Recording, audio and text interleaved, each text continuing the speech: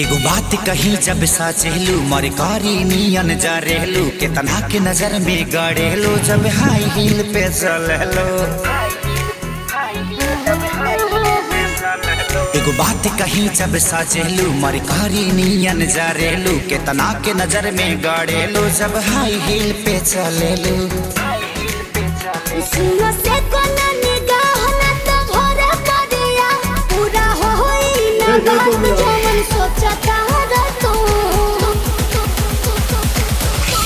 कि पगे घुंघरू बांधी मीरा नाची थी।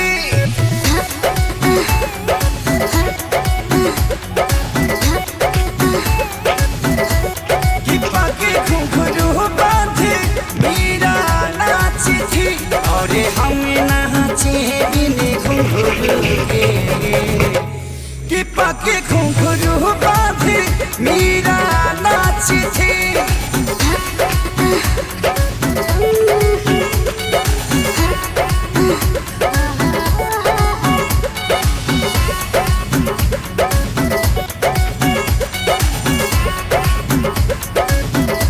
मेरे खर्चे ना तुझसे चलेंगे ना मेरे नखरे को तू झेल पाएगा।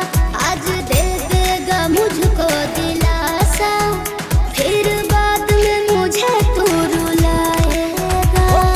देखला भरोसा नहीं धोखा मिलेगा नहीं मेरी मेरी फेर ऐसन मौका मिलेगा। जोनी बनाए जवांस ना मिलेगा कोई चांस झूठे फेरा में हमारा पड़ल बाहर तू। कि पगे घुंघरू बांधी मीरा नाची थी।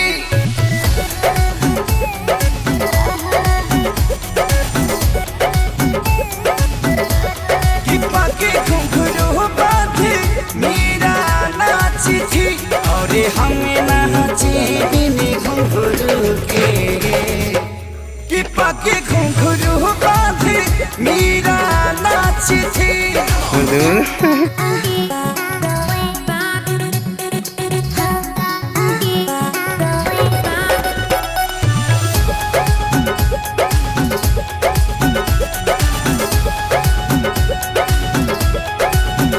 ढेर देखे तेरे जैसे आशिक आशिकी कितनों को रुलाई है। हीर रांझा हो या लैला मजनू प्यार में जान अपनी गंवाई है। ओ हम खेसारी होई हमारा के बुझी हो ना था जाने जाई बूता हो ना कि पई बुआला।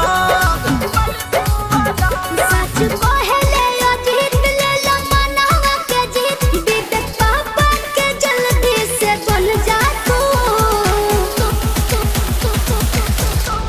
कि पगे घुंघरू बांधी मीरा नाची थी।